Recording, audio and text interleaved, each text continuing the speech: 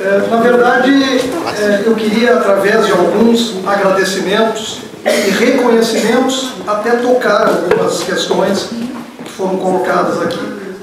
Então, em primeiro lugar, eu estou entre amigos, realmente entre amigos, né? Eu tenho uma ligação muito forte com o Uruguai, muito forte, de muitos anos. E mais recentemente, né, algo que é muito enriquecedor para mim, através de um trabalho acadêmico, apesar de eu não ser um acadêmico, eu sou só um reporteiro, mas tive que fazer em determinado momento da minha vida um trabalho de maestria e depois de doutorado, porque precisava fazer, enfim, era uma situação do momento na universidade, mas continuo sendo somente um repórter. E aí acabei chegando a Montevidéu, porque como jornalista eu já tinha estado várias vezes aqui, desde a década de 70, desde quando houve a questão da Flávia Schilling, depois quando houve o plebiscito 30 de novembro de 80, né? Então eu sempre tive essa ligação, e lá pelo ano 2000, né, eu chego aqui em Montevidéu, e aí o primeiro agradecimento, o responsável primeiro por eu estar aqui foi o meu amigo Efraim, né, com quem foi a primeira pessoa com quem tive uma ligação, e a partir do Efraim, né, eu conheci aquele senhor ali, Rodolfo Porley, porque eu me lembro que Efraim me falou de um jornal, meu trabalho era sobre a ditadura uruguaia, né? E conversa vai, conversa vem, o Efraim me fala de um jornal chamado Majoria, que era sueco-uruguaio, assim, assado e tal, e eu digo, bah, como eu gostaria. Eu pensava que esse Porley já estava morto, né? Como eu gostaria, como precisaria conhecer esse, que pena que não consigo. Não, pero vive, Prudêncio Asque Vega. Fui a sua casa e me encantei com a história. Quer dizer, se esse meu trabalho tem algum valor, é um valor assim de ter me encantado como jornalista com o tipo de trabalho que esse jornalista fazia, e ao mesmo tempo esse outro amigo aqui, que são os Pelés do jornalismo, melhor, os Dídias do jornalismo, né, ou os Soares do jornalismo, combativo, né, engajado. Eu aprendi muito com eles, porque eu, como jornalista, agora também estou aprendendo com meus amigos aqui do Fogão, né, que são jornalistas combativos, lutadores. Eu trabalhei muitos anos na chamada grande imprensa, né, no pior do que pode ter na grande imprensa. Todo mundo já ouviu falar na Rede Globo, né? Trabalhei muitos anos lá tentando fazer o trabalho mais honesto possível, e a partir, né, especialmente a partir do momento em que eu conheço um jornalista como o Roger, depois eu conheço um jornalista como o Rodolfo, isso foi uma virada na minha vida profissional, e aí eu parti muito mais para esse jornalismo combativo, engajado, quixotesco, diria, muitas vezes, né? Porque eu me considero e sou chamado lá, não, tu está sempre fazendo coisas quixotescas, e é o que me dá alegria, né? E é o que eu tenho orgulho de fazer hoje em dia. Então eu tenho, a partir desses agradecimentos, né, de tocar nesse ponto. Aí o Porley, né, me convida, me invita porque é meu amigo, né? Porque eu estou numa mesa aqui com arqueólogos, antropólogos, os maiores jornalistas daqui, então eu tenho muito mais que escutar do que falar, né? Mas estou sempre aprendendo aqui. Mas o Porley começa, já sabia desse trabalho que fez sobre a questão desse genocídio, e isso é interessante, já que estamos num momento de Copa do Mundo, né? Talvez aconteça um moscouzaço agora, né, no final. Imagina um moscouzaço, Maracanaço, e agora um moscouzaço no final da Copa do Mundo.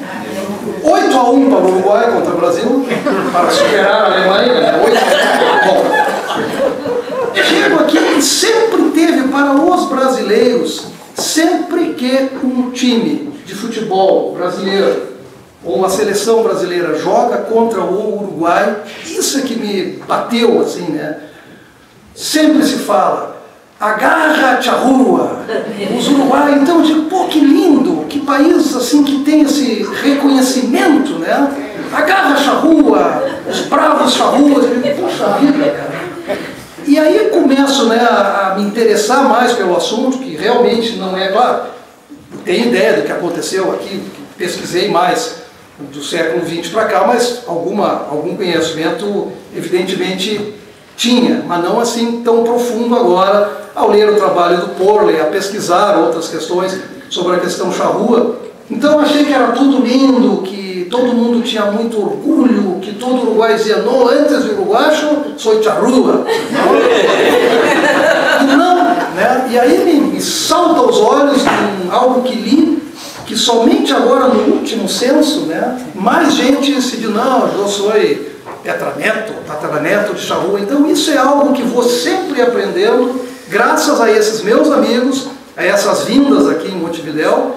Então, assim, o que eu posso prometer para vocês, dentro desse meu trabalho hormiga, como se diz, trabalho quixotesco, vou levar para sites brasileiros, vou escrever sobre isso, sobre essa questão charrúa, que acho muito bonita, acho pouco reconhecida, não é?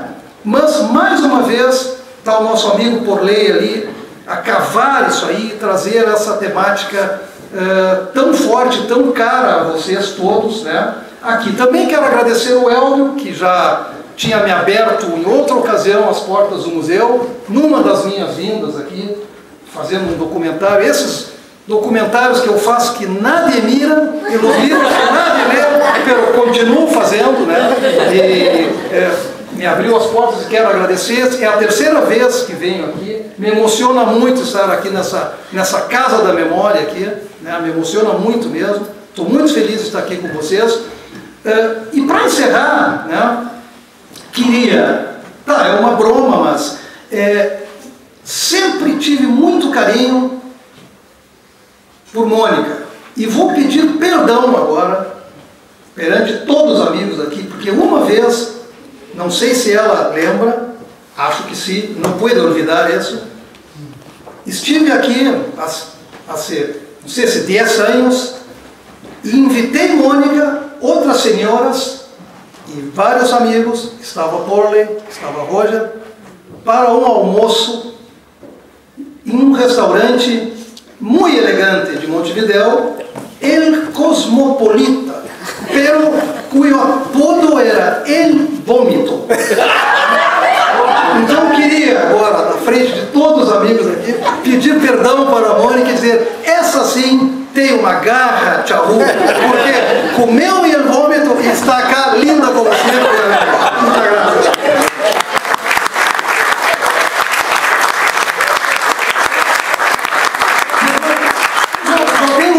También me olvidé, Marco, o nombre grande, yo soy como mi mujer, es alemana y dice, tú eres un enano, bien, pero mi nombre es grande, Marco Antonio Vargas Villalobos, el nombre es grande, te voy a pedir que comentes esto que está aportado acá, pero fue fuerte para mí tu reacción, la similitud del primer terrorismo de Estado y el operativo Cóndor. Sim, isso me chamou como jornalista, né, quando o Rodolfo me mandou a invitação, né, eu penso como jornalista, porque estou nisso há 42 anos, né? Então, assim, quando me fala, assim, a primeira coisa que me vem, ele como jornalista, né, coloca essa questão de ser, né, esse primeiro exemplo do que eu chamo de Mercosul do terror, né? Mercosul do terror, e nesse sentido envergonha saber, não surpreende, porém envergonha saber que havia brasileiros involucrados nisso, né? Argentinos também, né? Isso, então, quem sou eu, pero los pido perdão por isso, porque isso é uma lástima. Então, essa visão que o Rodolfo tem, e acho também, e gostaria para terminar mesmo de saudar, né, essa abertura que os acadêmicos estão dando, porque às vezes existe uma certa desconfiança. Eu tenho um pé muito mais forte no jornalismo e um pezinho na academia. Às vezes há uma certa, não digo desconfiança, mas não, periodista, porque eu sempre digo que o historiador é alguém que vê para o historiador tudo é novo, né? Tudo, não, precisa de 50 anos, é alguém que mira as horas em um calendário. E o periodista é alguém que mira as horas no ponteiro de segundo, não?